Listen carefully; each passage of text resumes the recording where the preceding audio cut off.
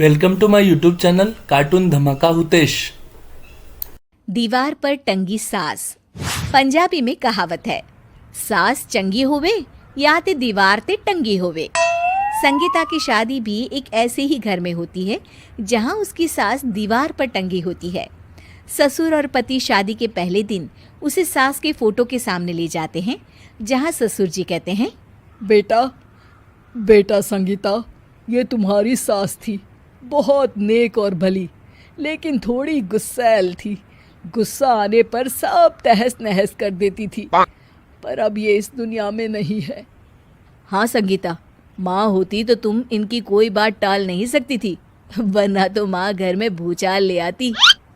संगीता मन में खुश होती है कि अच्छा है कि ऐसी औरत अब इस घर में नहीं है, लेकिन दिखावे के लिए वो जैसे ही सास की फोटो के सामने हाथ जोड़कर खड़ी होती है, ये क्या? सास उसे देखकर मुस्कुराने लगी। संगीता आंखों को मलकर एक बार फिर से देखती है, लेकिन फिर सास के चेहरे का भाव, भंगिमा यानी एक्सप्रेशन बिल्कुल बदले होते हैं। वो अपने पति और ससुर को कहती है, माँ की तस्वीर तो स्माइल कर रही है। ना बेटी, ये कैसे संभव है? जरूर तुम्हें कोई गलती हुई होगी, ऐसा कैसे हो सकता है?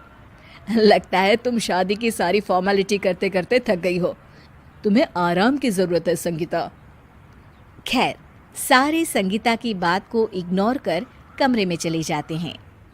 वैसे सास की फोटो पर एक्सप्रेशन एक के बाद एक बदलते ही रहते हैं।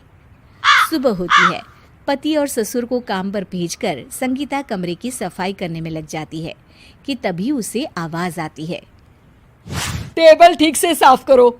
ऐसे भी कोई टेबल साफ करता है? इससे अच्छा तो ये गंदा ही था।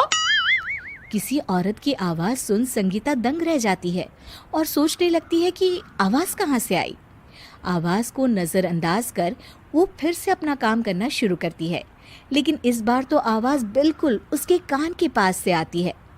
मेरा घर है ये, जब तक मैं थी चमका कर रखती थी, हर एक चीज शीशे की तरह थी।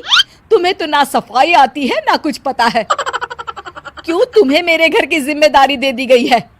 पता नहीं तुम में मेरे बेटे को क्या दिखाई दिया। मैं होती तो एक से बढ़कर एक लड़कियों की लाइन लगा देती। अब संगीता को समझने में देर नहीं लगी कि ये आवाज किसी और की नहीं बल्कि उसकी सास की है, जो दीवार पर टंगी है। वो उसके पास जाती है और कहती है, नमस्ते सासू माँ, मुझे तो कल ही लग रहा था कि दीवार में कुछ काला है। वो दीवार नहीं, दाल होती है पगली। सही पकड़े हैं सासू माँ। तो क्या हो गया आपको जो आप यहाँ भी चैन से नहीं बैठी हैं? सुना मैंने आपका व्यवहार काफी गुस्से वाला था।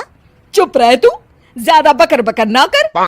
घर का काम करना तो आता नहीं, आई है मुझसे बहस करने। हाँ देखिए सासू माँ, मैं आपसे साफ साफ कह देती हूँ, मुझसे पंगा लेने की कोशिश मत करिएगा। तभी पीछे से संगीता का पति आता है। अरे संगीता, किससे बात कर रही हो? कौन है वहाँ? संगीता की सास की फोटो फिर से पहले जैसी हो जाती है। आपकी माँ से कह रही थी कि मुझे काम करना आता। अरे संगीता, माना सास के ताने हर बहू को अच्छे लगते हैं, लेकिन यहाँ तो माँ है ही नहीं। तुम तो फोटो से ही तुम भी लाजवाब हो संगीता। किसी को विश्वास नहीं होता कि संगीता अपनी मरी हुई सास की फोटो से बात करती है। वहीं आए दिन संगीता की सास संगीता को किसी न किसी बात पर आते जाते ताने देती। संगीता को भी अब सास के तानों और उनसे बात करने की आदत हो गई। वो कभी खानदान की कहानी तो कभी तीज त्योहार कैसे मनाए या किसी व्यंजन की रेसिपी सास से ही पूछती। सारा दिन घर में अकेली संगीता की सास अब उसके लिए तानों के साथ पक्की साथी की तरह भी रहने लगी थी, जो किसी और को नहीं बल्कि संगीता को ही सुनाई देती। तो देखा आपने, सास बहू का रिश्ता हर रिश्ते से ऊपर होता है, फिर चाहे वो खट्टा हो या मीठा।